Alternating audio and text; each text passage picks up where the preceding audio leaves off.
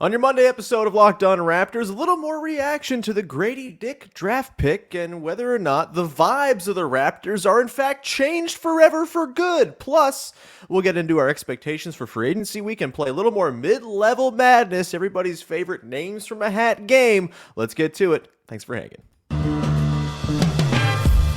You are Locked On Raptors, your daily Toronto Raptors podcast, part of the Locked On Podcast Network. Your team every day. Hey, what's going on? And welcome to another episode of Locked On Raptors, part of the Locked On Podcast Network, your team every day. It is Monday, June the 26th, and I am your host, Sean Woodley. I've been covering the Toronto Raptors now for 9 seasons on various platforms. You can find all my work over on Twitter at WoodleySean. You can follow the show on Instagram at Locked On Raptors, and you can join the Locked On Raptors Discord server, which has over 120 satisfied customers in it now, just hanging out, talking ball, reacting, thinking about off-season machinations. It's all in there. It's super fun, very friendly, a nice place to come and talk ball. The link is in the description. Come hang out in the Locked On Raptors Discord as well. Please go subscribe to the show for free wherever you get your podcasts and on YouTube. It's much appreciated when you support the show. Tell a friend, all that good stuff. And thanks for being here on a Monday where we are teeing up free agency week. All of a sudden, the draft's behind us and free agency looms just 4 days away. Friday at 6 p.m. Very convenient. Just like the news dumpiest time to have free agency. But that's what we do here in the NBA, baby. So we're going to tee that up. We got Mid-Level Madness, our favorite mid-level exception guys game, which if you've not heard the game before, you're in for a treat. If you have, then you're probably just sitting there on the edge of your seat, very, very excited to get to the last segment. I'm very excited to bring in our guest today. It's our pal, Vivek Jacob from Raptors.com. Big V. Can you feel the Grady Dick energy, baby? Everyone's so happy. The vibes are back. The team is like joyful again. It's wonderful. The big Grady energy. Yeah, I feel the big Grady energy. Look, man, it's.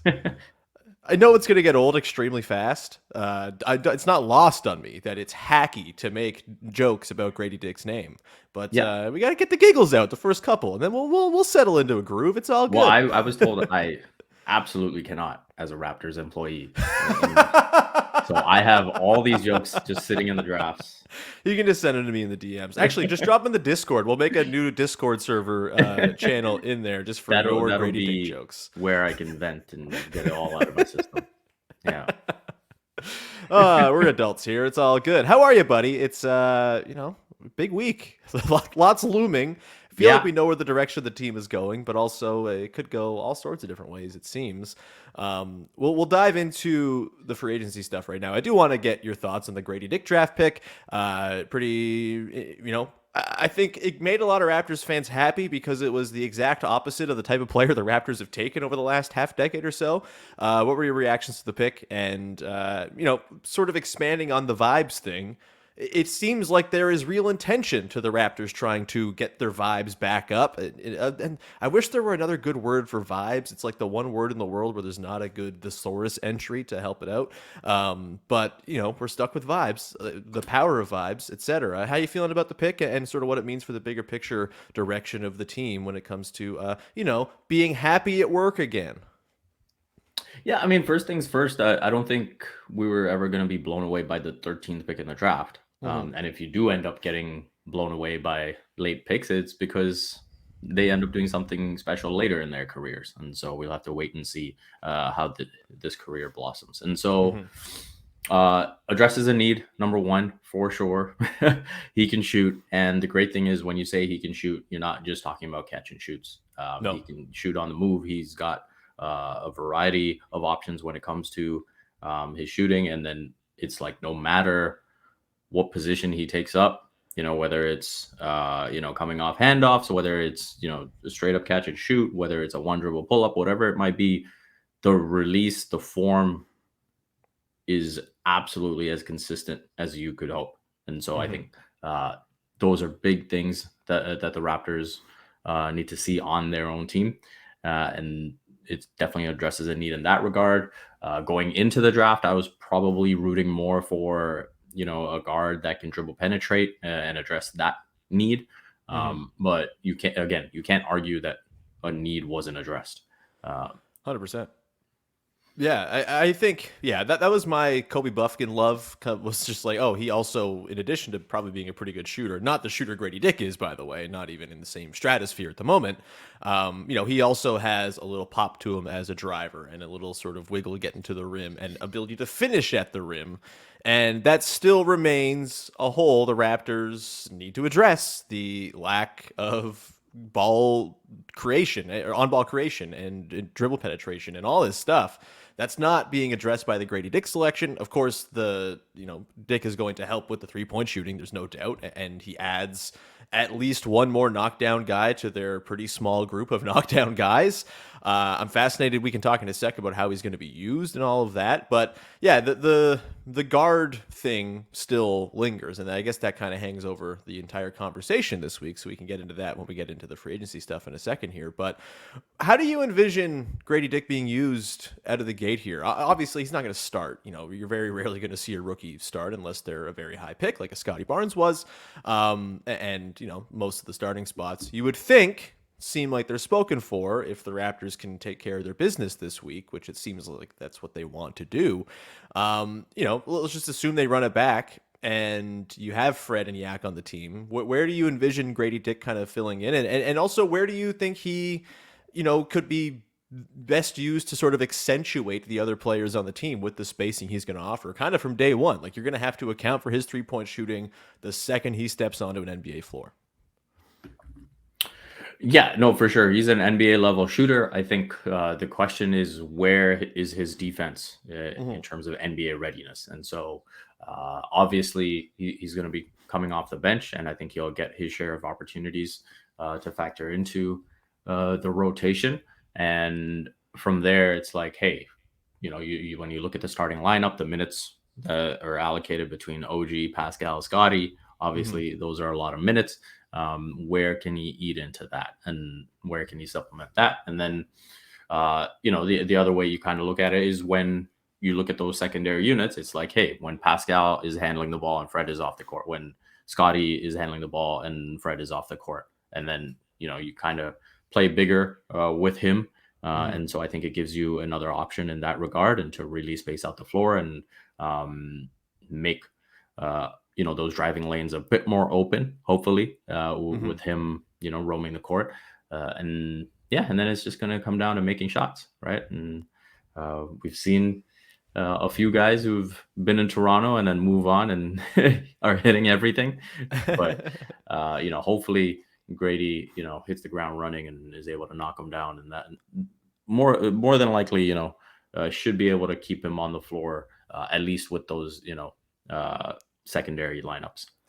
Yeah, I think you're probably going to want to play him with like starter heavy looks to begin with, because you get sort of the defensive help in the form of an OG or a Yak or a Pascal or a Scotty. And I know Scotty's no great shakes defensively just yet, but I think there have been strides made there. And I don't think you could argue that he's not a better NBA defender right now than Grady Dick is before stepping on an NBA court. So giving him that insulation will be big. And I think, if you're trying to use this season as maybe like your last testing ground to see if the Pascal Scotty thing can work, or if the Pascal Scotty Yak trio can work, I think playing Grady Dick alongside those guys is going to be a pretty good way to help you see sort of an optimized version of that, just because of the spacing he figures to offer. If you're going to run those Pascal Scotty looks, I think Grady's got to be in there. I think he especially could really fit nicely in lineups where Precious Achiuwa features, considering his sort of erratic nature, but also the fact that he can kind of cover a little bit defensively for Grady Dick's, sort of shortcomings that, you're going to just, it's going to be a thing. He's a rookie. It's not going to be overnight that he figures out how to broaden his chest and stay strong and stay in front of guys. You're going to have help. And I think Precious is the kind of guy who could really help there as well. So, I'm excited. I don't know. Like, you got to temper your expectations here. It's a rookie. He's going to be green. The defense is going to be a limiting factor. But I also think I believe when Darko Rajakovic talks about, trying to get guys into play to their strengths and stuff like that. I don't think he's going to leave guys behind developmentally necessarily. Maybe same, the previous coach did, where it's like, okay, we know this is not maybe the optimized version of the team to have Grady Dick playing 20 minutes a night, but if he's in there, he's learning, he's getting reps, he's learning on the fly, and that's better for the big picture sort of grand scheme of things. And we shall see. Any parting shots on the selection here before we move into the free agency stuff? No, I think we've pretty much covered all of it. Maybe we didn't really get into the TikToks, but that's okay. We can save that Don't for worry. another time. We got plenty. We have the whole summer for that. We just do like the Grady Dick TikTok hour. That'll be a fun time. Exactly. By the way, tomorrow on the show, it might be dropping Wednesday. I'm trying to figure out schedules, but either way, either Tuesday or Wednesday, Derek Johnson of Locked On Jayhawks is going to be joining the show. He watched a lot of Grady Dick this past season, so we're going to dig into the read on Dick from someone who watched him in the flesh. So we will get into all that coming up later this week. We're also going to get in a second into the free agency of it all and what's going to go down here in the coming days as the Raptors, of course, still have two very notable looming pending UFAs in Fred VanVleet and Jakob. We'll get into our feelings and our best prognostications on what's going to happen here in just a second. Before we do that, however, got to tell you about our good friends over at eBay Motors. For a championship team, it is all about building the car or the team that has every piece or part that's the right fit. I got on the track there. It's the same when it comes to your vehicle. Every part needs to fit just right. So the next time you need parts and accessories, head to eBay Motors with eBay Guaranteed Fit. You are going to be sure that every part you need fits just right the first time around. Just add your ride to my garage and look for the green check to know that your part will fit or your money back. Because just like in sports, confidence is the name of the game when you shop on eBay Motors. And with over 122 million parts to choose from, you'll be back in the game in no time. After all, it's easy to bring home a win when the right parts are guaranteed. Get the right parts, the right fit, and the right prices on ebaymotors.com. Let's ride. eBay Guaranteed Fit, only available to U.S. customers. Eligible items only. Exclusions apply. All right, we continue on here with your first listen of the day. Thank you so much for tuning in. If you are an everydayer of the show, we'd love you sickos. Just let us know in the comments so we can get you some help. And, thank you and appreciate you as well. You're the best. And, all right, let's dive in. The free agency week, it's looming. We got 4 days and change until the clock strikes 6 o'clock on Friday, and agents and teams are allowed to talk to each other for the first time because there definitely won't be chatter going on all week leading into that. Fred VanVleet, obviously, pending UFA. Jakob Poeltl, pending UFA. These are big questions for a Raptors team that seems to have telegraphed its intention to more or less run it back. They better hope they can bring these guys back, man. If that's their plan. What's your sort of read on this week, Big V? Do you have any sort of thoughts and feelings about where this might head? I think it's kind of taken on pretty paramount importance for them to bring both Fred and Yak back at this point. They didn't make the trade at the draft.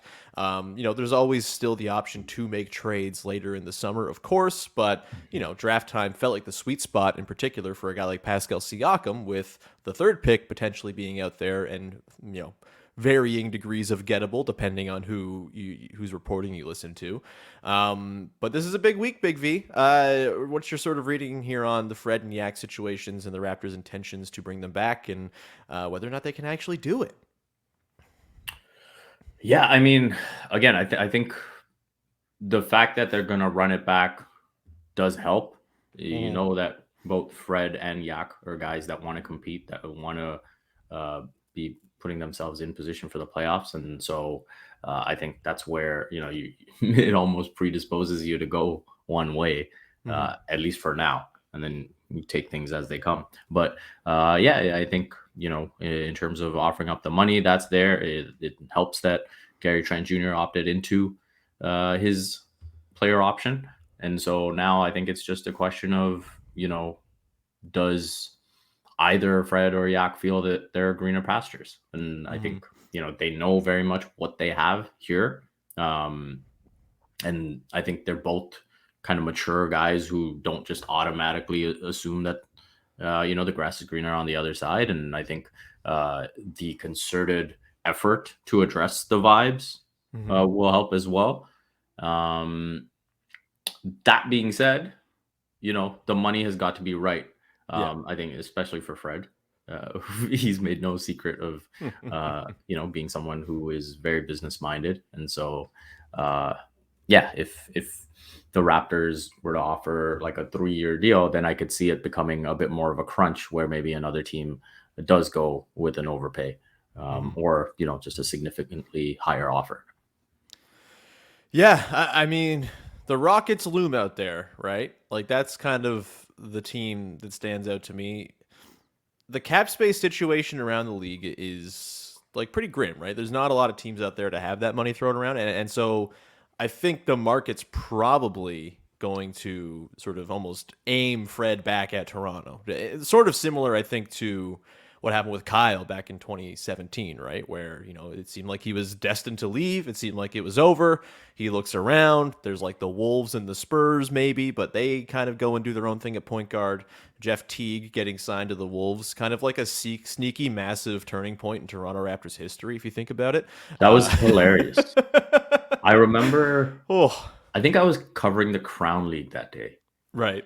And I remember seeing the tweet and I was like, what are you doing, Minnesota?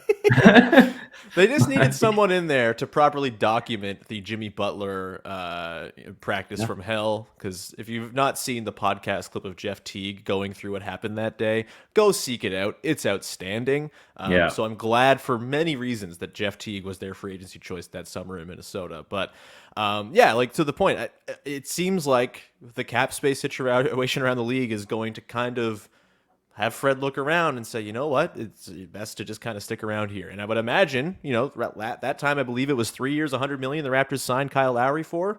Would not be shocked if it's very, very similar for the Toronto Raptors and Fred VanVleet as far as length and number. Of course, adjusted now for inflation, so it's less than what that deal was way back in the day because the cap has gone up like crazy.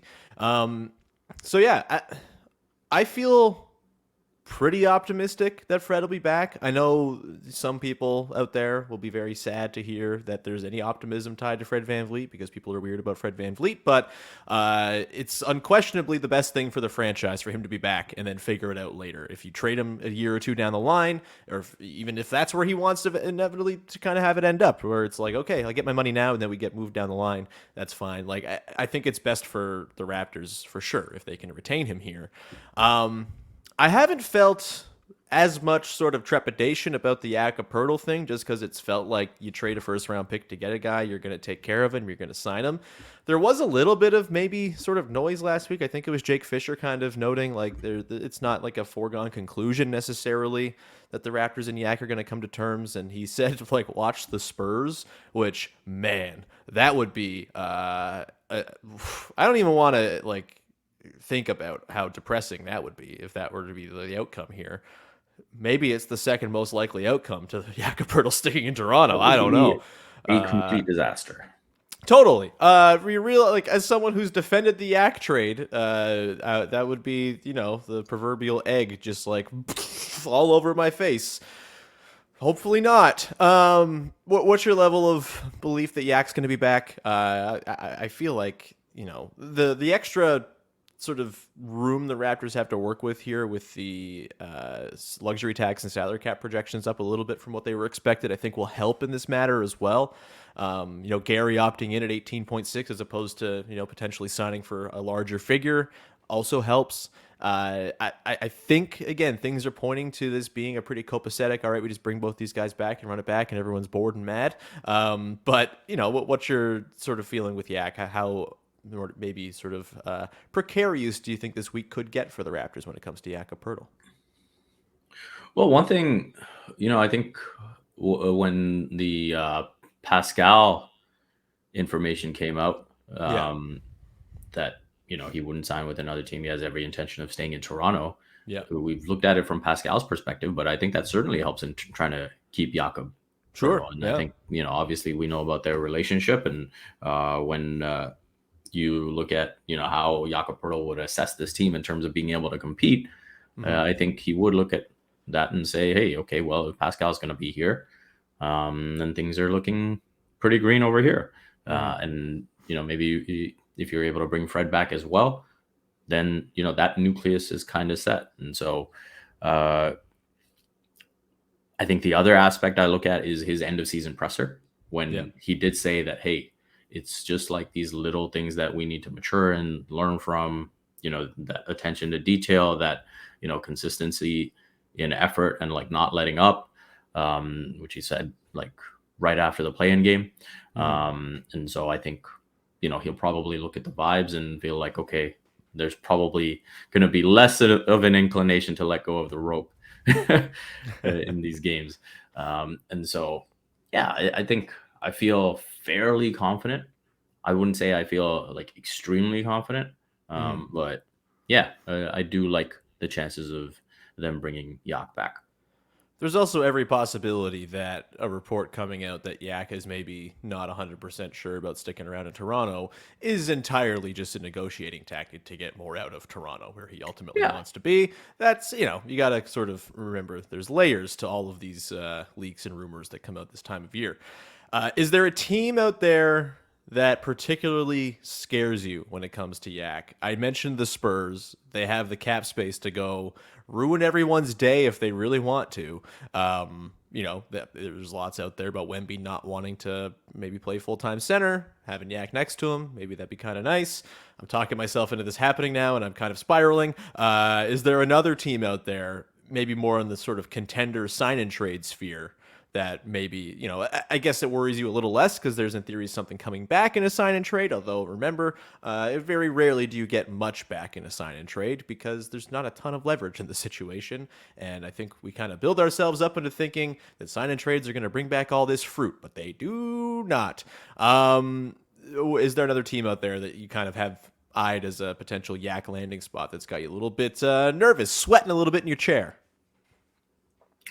To be honest, I do see the Spurs as the biggest threat. God, it would be so bad. But it's possible. I mean, and it looks threatening because it makes sense.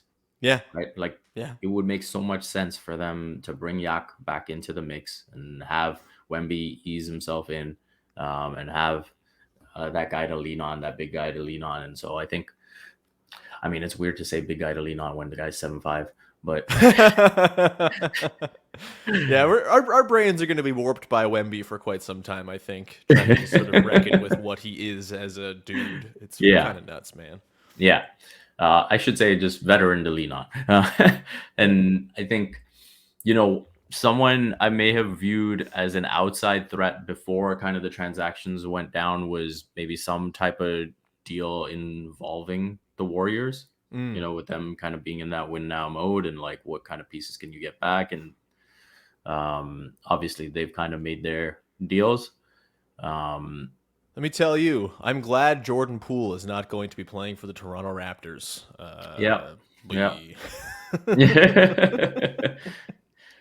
But I think I look at San Antonio as, it's kind of the biggest threat. If there would be no reason really for Houston to go after him in free agency. No, not over Fred, at least in terms of how their roster seems to shake out. But do they have room for Fred now? Their whole team is guards. Like, no, that's I don't fair. know, man. It's a fair argument. They feel like a team that's going to give Dylan Brooks like $30 million and be like, look what we did with our cap space. Okay. And Orlando's draft suggests that they would have no interest in Fred either. So, maybe things are just looking pretty good for the Raptors right now. We say that, but if that Spurs thing happens, it's going to be full on meltdown mode on this podcast and others, I'm sure. Quickly, do you have any trades you're hoping to see this week? Anything that you're kind of got your eye on? I keep on staring at the yard full of decent to okay point guards in Washington and thinking, is one of them gettable for Chris Boucher? Monte Morris? Maybe. Yeah. Where is that like kind of your hope for this week? Is maybe some sort of trade for a guard on the margins as well? Yeah, that's kind of what I see. And then I think Boucher potentially being involved in the deal, Otto Porter Jr. potentially being involved in the deal. Around the margins is kind of where I see the Raptors maybe potentially making some changes. But yeah, beyond that, it's pretty much team running back. So, just work around those margins, baby. Yeah. And look, I know, I'm not totally against the idea of like Scotty Barnes getting some run as like the backup point guard next season. I don't think that can be your only plan at backup point guard next season, because I think 100%. Scotty has other stuff to do. Scotty has dribble handoffs to run and screening actions to be involved in and wing scoring to do. Like, he has all sorts of different avenues for his play and ways he can affect the game. I don't think it's wise to funnel him down the point guard track exclusively. I think it's smart if you want to run him as a backup and have him work with some shooting and all that. You have Grady Dick now. You run those second units with like OG, Trent, Grady Dick, and Christian Koloko or something, and maybe you're talking. But I don't think it can be your only plan. Having some sort of guard depth would be very, very nice. Maybe it's Marquise Noel. Probably a little too much to expect, but we'll see. We'll come back on the other side. Going to round it out with mid-level madness. We're going to get into some guys who maybe the Raptors could be fits with when it comes to their mid-level exception, assuming they have it and they're under the tax. It's all kind of convoluted and complex, but we'll get to it in just a sec here. It's that's coming up. Well, before we do that, just a reminder, go check out Locked On Leafs, as the Buds are headed into the NHL draft this week. It's very big. They have a first-round pick. They could make big trades. It's all going to be going down this week in the NHL, so go check out Locked On Leafs and then Locked On NHL, wherever you get your podcasts and on YouTube. All right, Big V, mid-level madness. You know the game, or I don't know if you know the game or if you've played it before, but the people know the game. I have some names of some pending UFAs, a couple RFAs, but maybe we skip those because it seems like an offer sheet for Grant Williams is a little bit unrealistic. But either way, I got some names of guys who are probably going to be available around the mid-level exception or with a chunk of the mid-level exception, much like they signed Otto Porter Jr. last year with like $6 million worth of the mid-level. So same idea. Either way, I'm going to pull out names. We got 90 seconds, or you have 90 seconds on the clock to tell me why the Raptors would or would not be a fit for this player with their mid-level exception. Are you ready to play mid-level madness, Big V? I am. Excellent. Let's get rolling here. The first name, might be a little rich, but also the way the NBA salary is going, it seems like everybody who's not a superstar is making the mid-level. Jordan Clarkson. Jordan Clarkson from the Utah Jazz might be a little bit over the mid-level range, but talk me into it, Big V, or talk me out of it. You have the power now. I have my timer started. The duck is going to go off in 1 minute. You get 1 minute, not 90 seconds. Let's go. Jordan Clarkson, tell me why or why not he should be a fit for the mid-level. He is a fit if the Raptors decide to move on from Gary Trent Jr. at some point. And I think if you think about what the roster looks like with those two guys and potentially fitting Grady Dick in to the rotation and what the defense might look like, that could be a problem. But if you think a bit long term and the potential of keeping him, then you have this guy who has proven himself as an ultimate scorer, is absolutely going to fill it up. And I think can, kind of single-handedly run those bench units, not, in the traditional point guard sense, but be like, hey, we're going to hold our own here, whether it be just through my scoring or it's Jordan Clarkson time. Exactly. Shout out Robbie Cowland. He would be impactful off the bench in a way that Gary Trent Jr. has struggled to do. And so I think that would be the biggest thing that you would look at with a guy like him. So your thinking is you sign Clarkson and then the duck's going off. There we go. We're done. There we go. It's like you signed Jordan Clarkson with maybe the intention to trade Gary Trent Jr. now that he's opted into his deal. Is that kind of the idea? Yeah.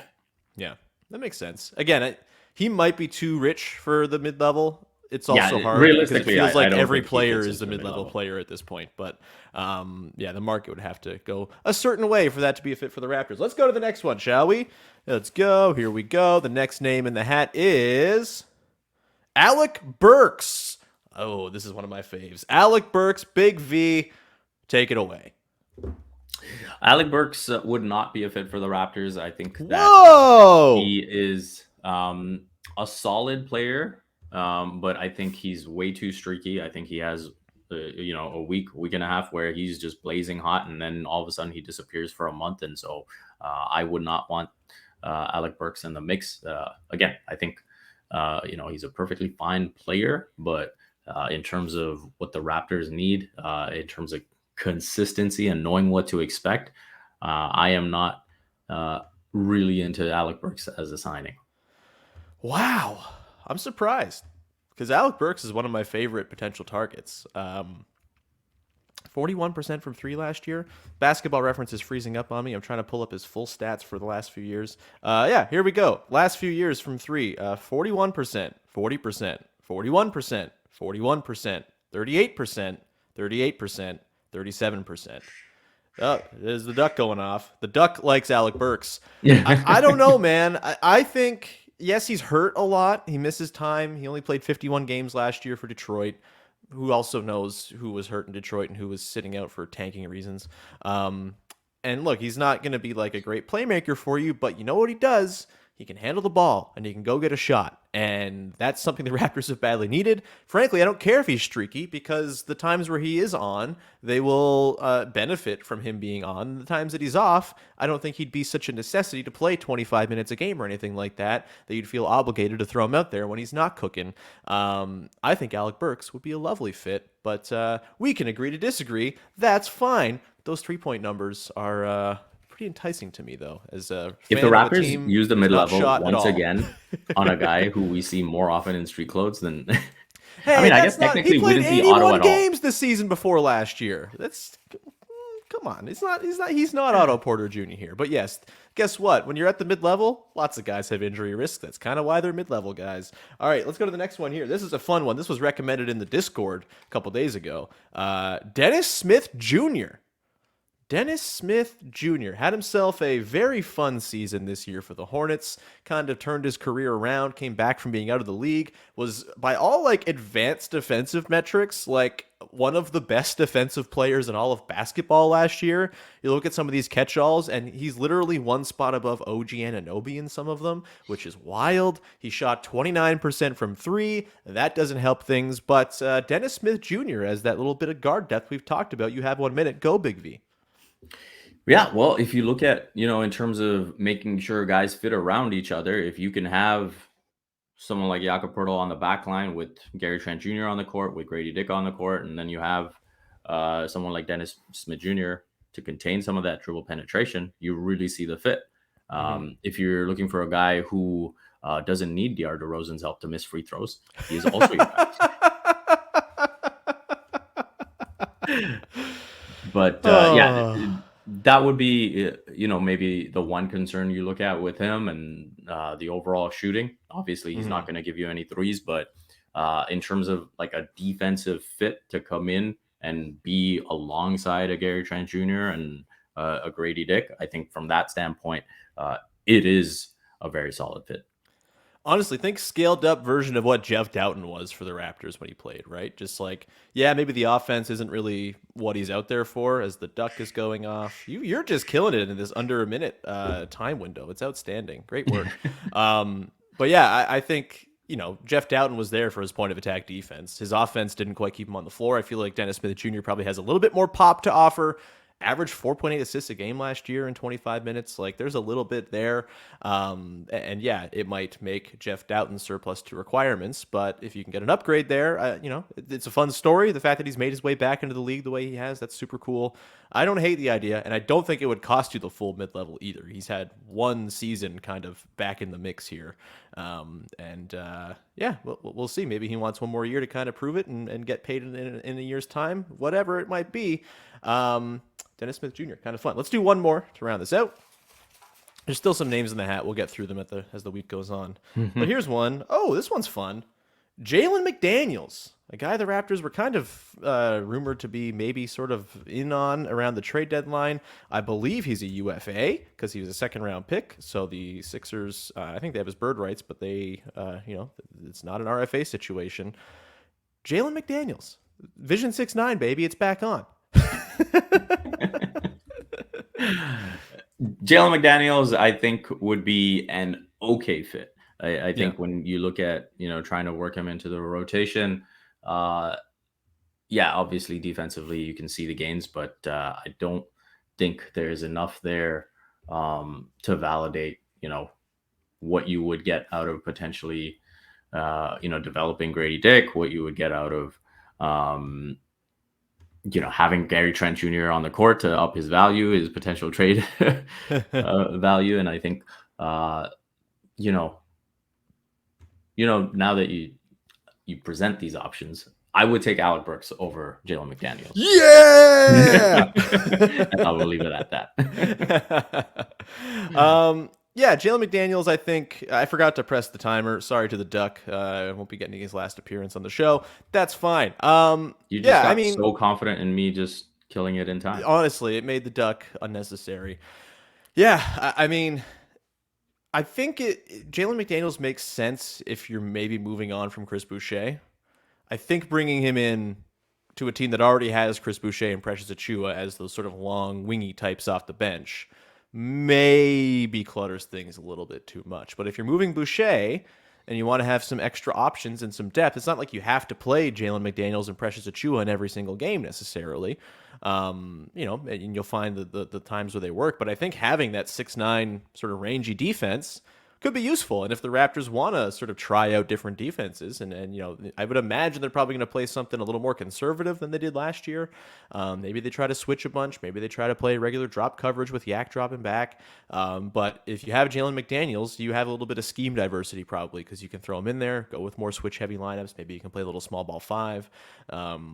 There's some reasons to be interested by it. But yeah, I mean, I think the Sixers are probably going to be incentivized to want to keep him considering they gave up stuff to get him, and they don't have a lot of avenues to adding players to their very expensive roster with the whole James Harden thing up in the air too. So I guess this probably doesn't even come to pass, but I don't hate it. I'm not super thrilled about it. I'd be more in on him than Dennis Smith Jr. probably. Oh, no, I don't know. That's tough. I think maybe I'd prefer a guard. Either way, Jalen McDaniels, he's out there. He's a guy. It's possible, but probably unlikely. We're going to leave it there. Big V, thanks so much for hanging. Thanks for playing Mid-Level Madness. You're just an absolute wizard at this game. We're just plowing through players one minute at a time. It's wonderful to see. Do you have anything you'd like to promote for the good people out there before we round out the show? Sorry, I'm too immature to not laugh at something like that. But what do you mean? Get your head out of the gutter, man. We started the show. You're a Raptors.com employee. Think about how we started this show. And think about how we ended fine. Yeah, perfect bookend. Yes. Nothing to plug. Just the regular stuff at Raptors.com. I should have kind of a get to know Grady Dick and Marquis Snow. And you can look forward to that. And besides that, you can just follow my stuff on Twitter at Vivek Jacob. Everyone go do that. Everyone go subscribe to the podcast for free, wherever you get your podcasts, and on YouTube. Good run on YouTube subscribers lately. Let's keep that going. It's nice. It makes me feel very warm inside. It's just stroking my ego unbelievably. So thanks for doing that, and thanks for all the support of the show. We got lots to cover this week. Again, we've got Derek Johnson from Locked On Jayhawks coming up either tomorrow or Wednesday, figuring out the schedule. We'll get Katie Heindel in here one day this week too. Jamar Hines is on tap for Thursday. It's just me talking to my pals all week long. It's my favorite kind of week here on Locked On Raptors as we get ready for free agency. Thank you for hanging, and we will talk to you on Tuesday with another episode of Locked On Raptors. Bye-bye.